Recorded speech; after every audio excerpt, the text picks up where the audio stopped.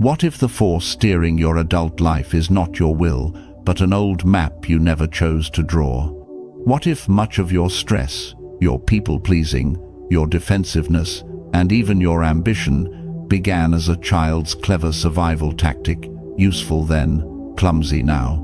Stay with me to the end, and I will show you how a Stoic understands this early map, how to redraw it without blame, and the one question that asked at the right moment can stop an inherited conflict mid-sentence. Before we begin, a humane note. What follows is education, not therapy or personal instruction. I'm a philosopher, not your physician or clinician. If anything here touches on deep pain, consider speaking with a qualified professional. Philosophy strengthens judgment. It does not replace care. The ancients knew that we live on foundations we did not pour. Marcus Aurelius, writing late at night under a candle's stubborn light, thanked those who raised him for the virtues they gave, and quietly corrected for the tendencies they could not help but pass along. We, too, stand on someone's work. The first home we knew was a face, and the first law we learned was the law of that face. In modern terms, you might call it attachment. Jung named the pattern an archetype. The Romans simply called it fate. The Stoic never leaves the matter there. Fate is the raw material. Virtue is how you shape it. This is why the so-called mother wound matters for a Stoic. Not because we assign fault, not because we dramatize our past into a courtroom, but because a philosopher seeks clarity about the unexamined premises that still govern us. A premise can be useful or destructive. Either way, when it's unconscious, it acts like a hidden governor on the engine of your life. Remove the secrecy, and you remove the tyranny. This is the first promise I'll make to you. Much of what feels like character is actually choreography. Learn who wrote the steps, and you can learn to improvise. Let's make this plain. You were small, the world was loud, and food, warmth, and attention were everything. The person who first answered your cry became the compass your nervous system learned to trust. If she was often attentive, you learned the world was basically coherent. If help arrived with conditions, you learned love arrived with invoices. If presence flickered or withdrew, you learned to read the weather of every room. Children are brilliant statisticians of emotion. They don't reason in essays, they reason in reflexes. Long before you could name patterns, your body wrote them. The Stoics divide the world into what is up to us and what is not. The face that greeted you was not up to you. The reflexes you crafted in response were partially up to you, but only in the way a sailor in a storm chooses his angle to the wind. You did what worked. Here is the second promise. Nothing you did to earn safety as a child disqualifies you from dignity as an adult. The question is not whether those strategies made sense then. The question is whether they still serve the life you're trying to build now.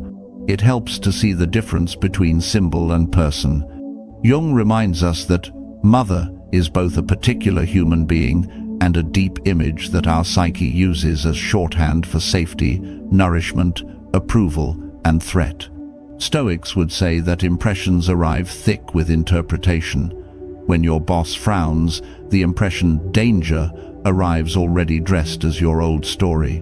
When your partner is quiet, the impression abandonment puts on your mother's coat and walks through your living room. Seneca warns that people suffer more from imagination than reality, not because reality is harmless, but because imagination borrows the force of childhood, and adulthood yields to it without questioning the evidence. Let me ground this in a life, a composite life distilled from many, changing details to keep privacy intact. Call him Darius. He grows up in a home where affection blooms after achievement. A perfect report is warmth. A B+ is the icy sermon of, "I expected more."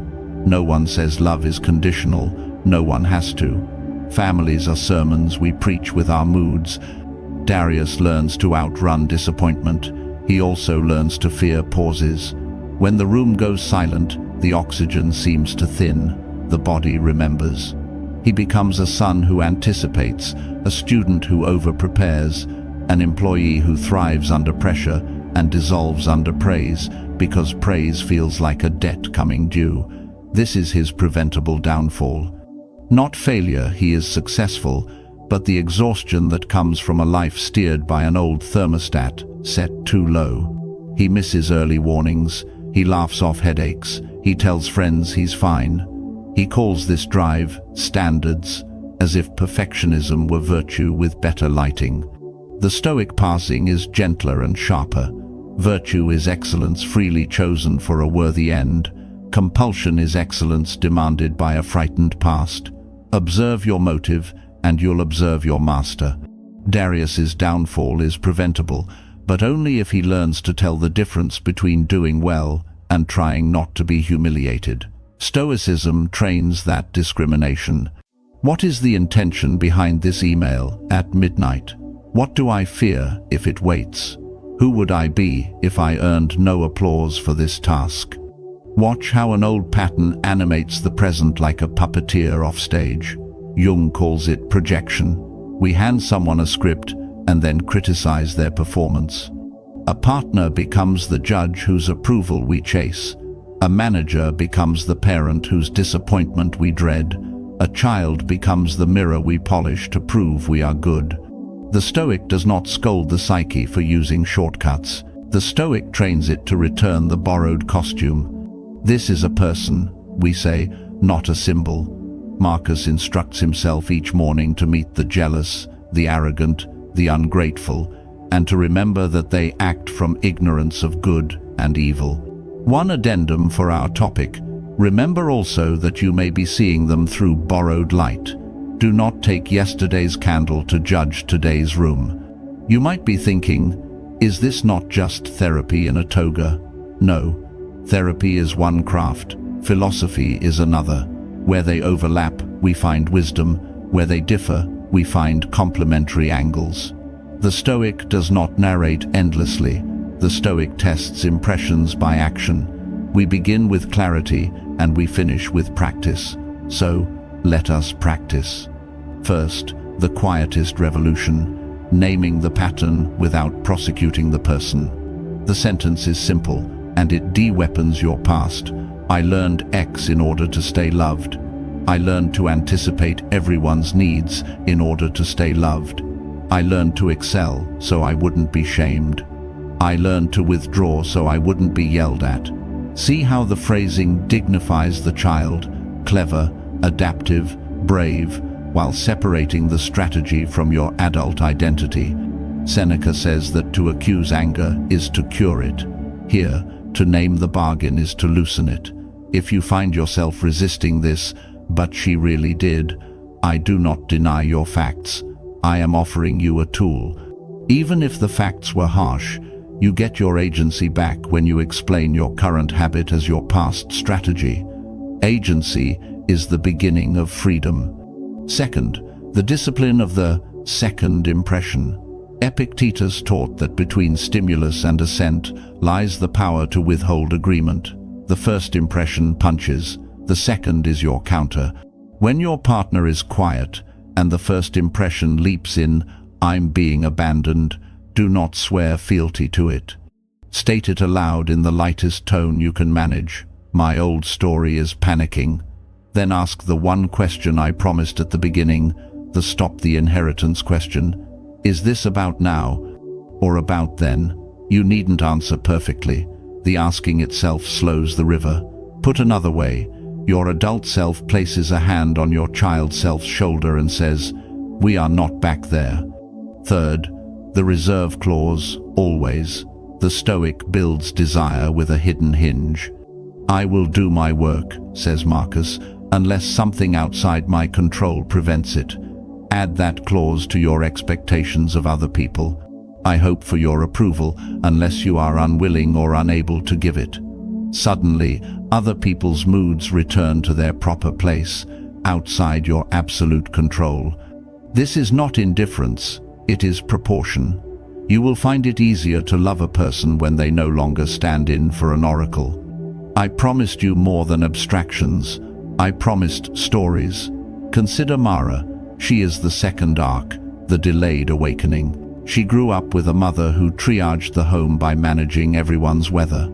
Conflict was a storm to be outrun, never a field to be cultivated. Mara learned to smooth. When her father barked, she went quiet. When her mother sighed, she hurried. When her brother sulked, she offered. Bless her stamina. The family ran on the grace of one child's vigilance. Mara carried that grace into adulthood like a tireless lantern. She married a good man with a quick mind and a slower heart. They rarely argued, which was exactly the problem. All friction was sublimated into polite efficiency. Years later, they sat in a counselor's office, and it became clear that the marriage had starved for want of honest conflict. Mara wept not from cruelty, but from kindness that had calcified into secrecy. She realized she had never asked her husband for what she truly needed, because the cost of asking the possibility of very human disagreement felt like a cliff edge. Her awakening came late by her reckoning. She called it wasted time. I urged her toward a Stoic correction. The time was not wasted, it was tuition. The sum she paid bought rare knowledge, how peace without truth corrodes love, how the avoidance of pain creates exactly the pain it avoids, how one can confuse compliance for harmony. A Stoic uses this knowledge without rancor. If you fear disagreement the way a child fears a slammed door, then practicing small conflicts becomes spiritual training. You can script them gently. I prefer we leave 10 minutes earlier. I'm open to being wrong. Preferences are the diet weights of the soul. You lift them to build the muscle you will need for heavier loads. When the tremor arrives, you observe it as a sensation, not an omen. The early home taught you that storms break bonds. Adult life will teach you that storms water fields if you till and drain properly.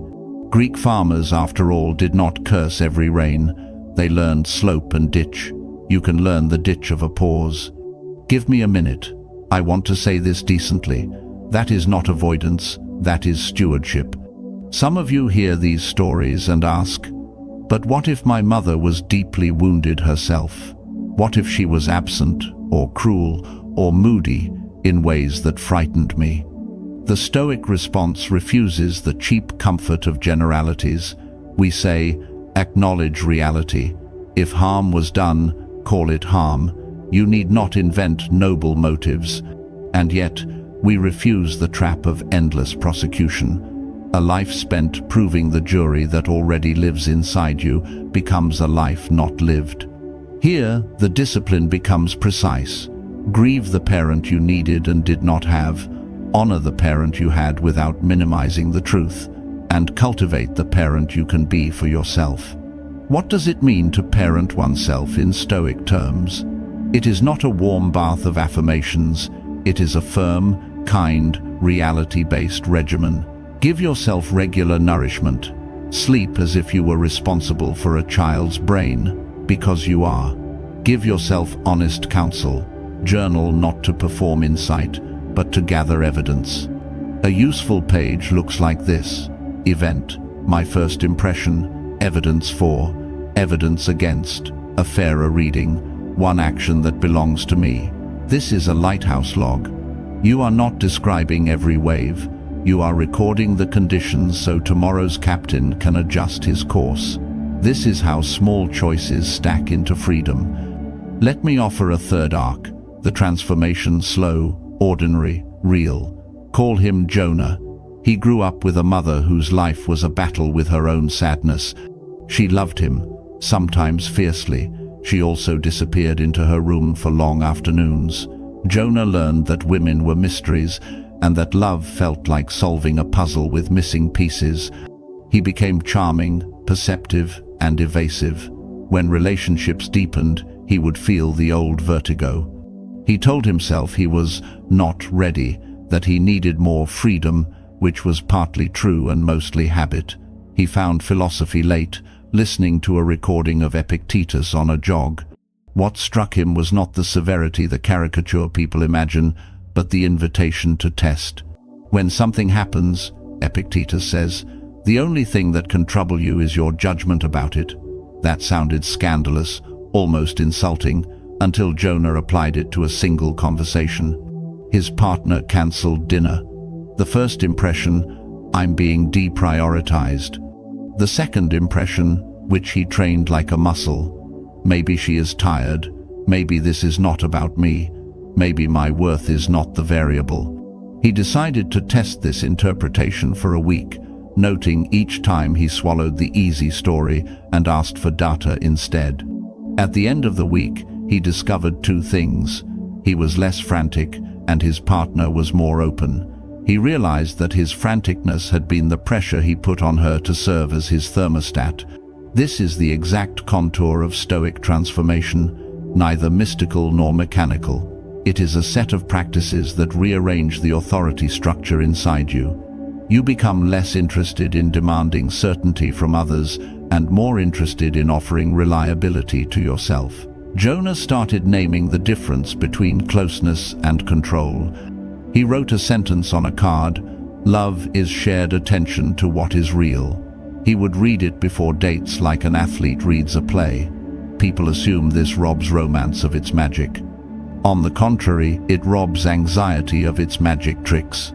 The careful listener will recognize that our subject, the maternal imprint, the early template, is not an accusation but an architectural plan. Your earliest home is the foundation. But foundations can be reinforced, underpinned, extended. Renaissance builders learned to stabilize palazzos by driving new piles deep beside the old and lashing beams across them. That is what a daily practice does for a person. You add structure beside your original structure. The building does not forget it ever leaned. It learns how to stand. At this point, the empirically minded will ask for nuance. Isn't Stoicism at risk of minimizing real trauma? No, and we should be explicit.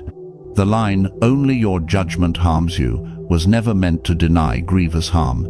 It was meant to reveal the final locus of control. If you were injured, your body and memory carry that record. Philosophy does not erase it. It helps you decide what kind of artist you will be with the scar. For some, that includes medical care, trauma-informed therapy, and a social network that understands what you faced. The Stoic tradition, angry in its caricature, compassionate in its practice, has room for all this. Remember, the great Stoics wrote while sick, besieged, grieving. They never preached a fantasy of invulnerability. They preached the discipline of choosing one's response with sober tenderness. Let me return to Darius, because there is a hinge in his story that deserves a close look. His downfall began with a refusal to hear what his body was saying. The headache was a messenger. He shot the messenger. The Stoics are often accused of distrust in emotion. In truth, they distrust the tyrannical rule of unanalyzed emotion. They respect signals. Darius learned to treat fatigue as evidence rather than moral failure. "I am tired," he wrote once a day, "and I will sleep unless something outside my control prevents it." Watch what that clause does. It dignifies limitation while protecting agency. He began to ask colleagues the one question that terrifies approval seekers. What does good enough look like here? Perfectionism lost a limb. And when silence in the room made his chest tighten, he would name the feeling, "My child self is afraid." And then he would offer the adult gesture, "We're okay. You may feel this and still proceed." He practiced the art of letting praise land without turning it into debt. This is a learned skill, like receiving a gift without apologizing for it. And Mara, whose awakening was delayed by her own kindness, discovered an equally paradoxical lesson. Conflict is the cost of intimacy and the engine of trust. She asked her husband for small changes, tolerating his hesitation, and discovered not instantly, not magically, that their life could thicken with shared reality. She learned the sentence that closes the loop of the opening hook. "I will not ask you to mother my nervous system, I will ask you to be my partner." There it is, symbol returned to person.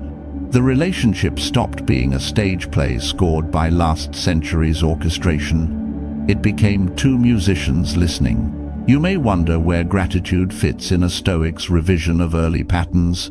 Gratitude is often cheap in the marketplace of online wisdom. For us, it is fierce.